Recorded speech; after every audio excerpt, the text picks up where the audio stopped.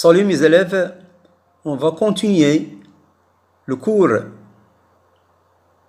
et on est arrêté au paragraphe lié à la représentation d'une pyramide. On a vu que le solide peut être représenté de deux façons différentes. La première, c'est la représentation en perspective cavalière et la deuxième, à l'aide d'un patron. Comme petit rappel, on appelle patron d'un solide un dessin qui permet de réaliser ce solide après découpage et collage, sans que deux faces se superposent. Donc, prenons l'exemple qui est devant nous, soit une pyramide qui a le sommet S et a pour base le rectangle qui est coloré en jaune. Donc, pour représenter la pyramide à l'aide d'un patron, on va effectuer un découpage. Donc, on a la base qui est sous la forme d'un rectangle qui est coloré en jaune et les faces latérales, ce sont des triangles. Donc, puisque la base a quatre côtés, on va avoir quatre faces latérales, qui sont bien sûr des triangles. Donc, comme vous voyez, on a des signes d'égalité, c'est-à-dire, il y a des côtés qui sont égaux. Les faces latérales ont, parmi ces côtés, deux côtés égaux.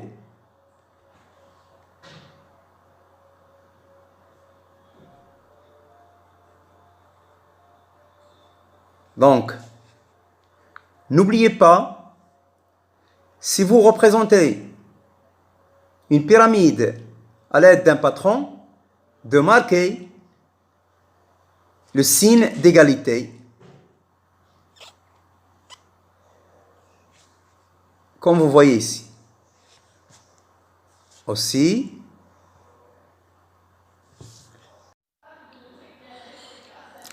voilà la méthode qui nous facilite ou bien nous aide à dessiner la représentation d'une pyramide à l'aide d'un patron. Donc, quelle que soit la pyramide, le patron se construit de la manière suivante. On trace d'abord la base en grandeur réelle, c'est-à-dire en respectant les mesures.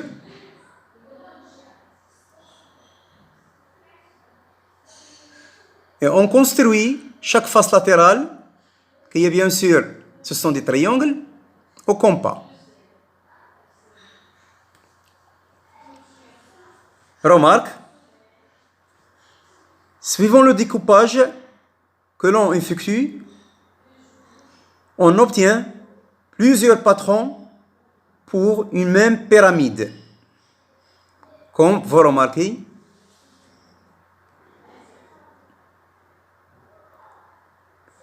donc, on obtient plusieurs patrons suivant la nature du découpage. Passons maintenant à l'autre représentation qui est la représentation en perspective cavalière. Donc, La représentation en perspective cavalière est basée sur certaines règles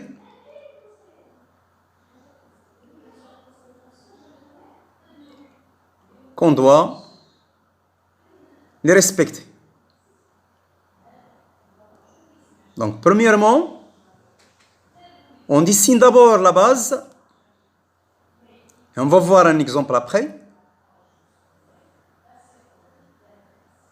Bien sûr, la base de la pyramide. Les côtés parallèles sont représentés par des segments parallèles. Et les côtés vus de face sont tracés en vraie grandeur. C'est-à-dire, on respecte les mesures.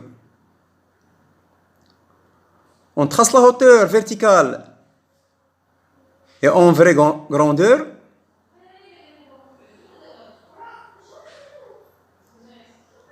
Enfin, on achève la construction en traçant les arêtes latérales et en mettant en pointillé les parties cachées ou bien les parties invisibles.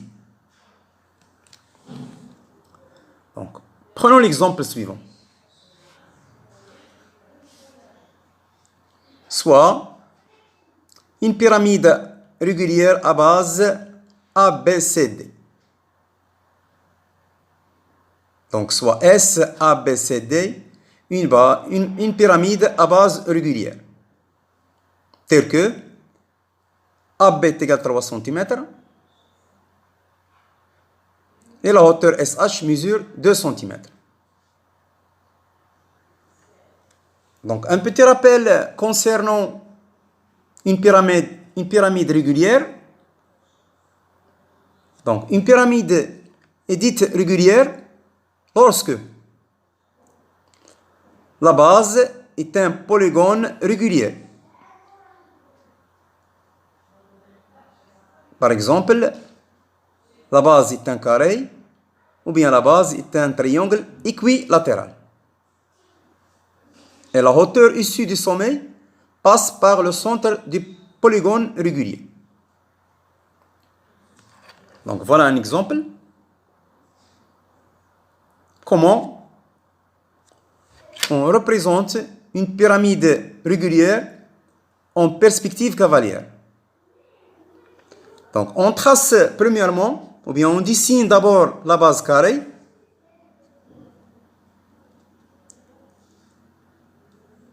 Et si on veut dessiner la base sous la forme d'un carré, en perspective cavalière, on le trace sous la forme d'un parallélogramme.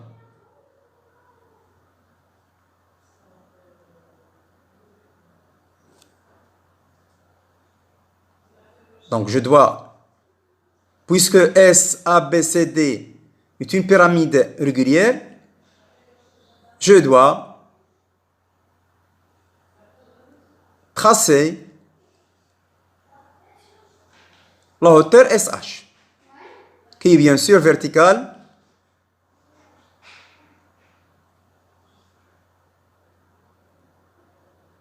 à la base.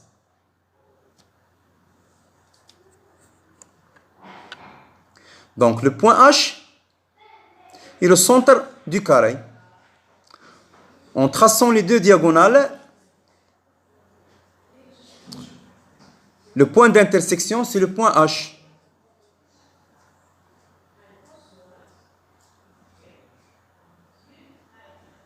Et on trace, ou bien on dessine la hauteur SH.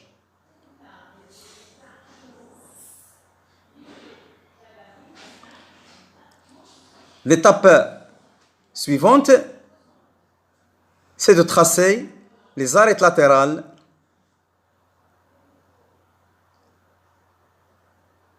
Donc, on a en perspective cavalière la pyramide à deux faces visibles et deux faces latérales invisibles. Donc, je vais dessiner les arêtes invisibles en pointillés.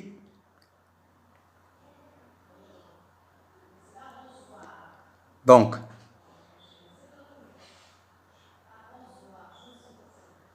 la face latérale SAB est visible. Aussi, la face latérale SBC est visible. Tandis que les deux faces SAD et SDC sont des faces latérales invisibles. Passons à l'autre paragraphe lié au cône de révolution. Donc, comme définition, un cône de révolution est un solide formé par rotation d'un triangle rectangle autour d'un des côtés de l'angle droit. Donc, de quoi est composé un cône de révolution? Un cône de révolution est composé d'une face en forme de disque appelée base, d'une autre face courbe appelée face latérale, d'un point S appelé sommet du cône, de segments reliant le sommet à un point du cercle de base appelé génératrice. Le point H est le point d'intersection entre le plan de base et la perpendiculaire à ce plan, passant par le point S. Le segment SH est appelé hauteur des cônes de révolution. On a déjà vu que tout solide peut être représenté de deux façons différentes. La première façon, c'est la représentation en perspective cavalière, et la deuxième façon, c'est à l'aide d'un patron. La représentation d'un cône de révolution à l'aide d'un patron, c'est un dessin qui permet de réaliser un cône après découpage et coulage. Il n'est pas facile, il n'est pas si simple à réaliser. Nous allons voir qu'il met en jeu les connaissances sur la proportionnalité. Voyons comment représenter un cône de révolution à l'aide d'un patron. Voici un exemple. Comme vous voyez, le dessin en rouge est la représentation des cônes de révolution à l'aide d'un patron. Il est composé d'une base qui est sous la forme d'un disque. D'une base qui est sous la forme d'un disque. D'une face latérale qui est une surface courbe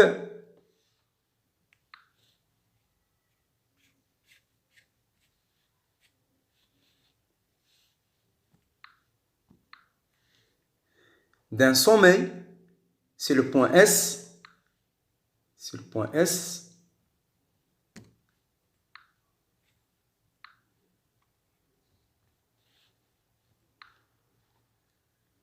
et d'une génératrice qui est bien sûr le segment reliant le sommet à un point du cercle.